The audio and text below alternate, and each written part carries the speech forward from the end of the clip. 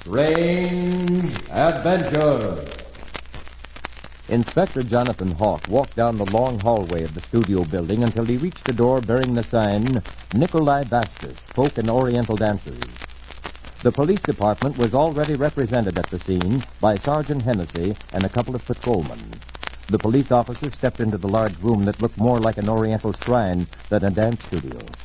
At the far end of the room stood a large figure of a Hindu goddess of death, with beneath it a small niche for offerings to this gruesome idol. Directly in front of the shrine lay the huddled figure of a beautiful woman. Hawk strode over to the body and called the police sergeant to his side. Hey, has anything been touched? It's not since I got here.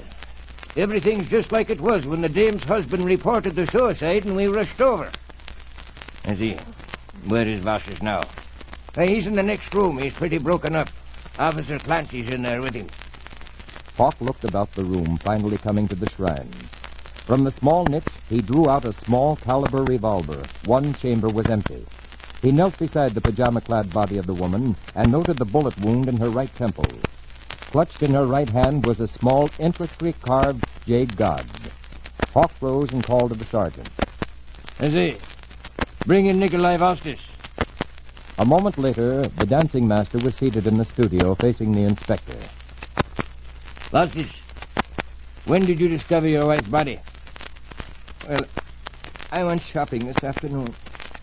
When I came back to the studio, Tanya was kneeling before the shrine singing an Oriental chant that we call the Serenade to Death.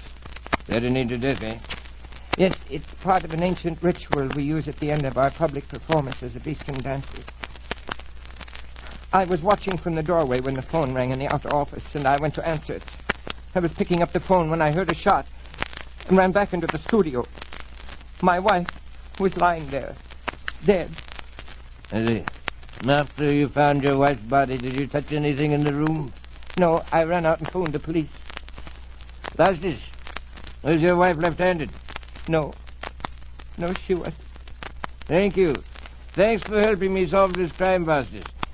Your wife did not commit suicide. I'm holding you for her murder. Inspector Hawk leveled an accusing finger at the surprised and frightened Nikolai Vasquez. You see, you were easily trapped, my boy.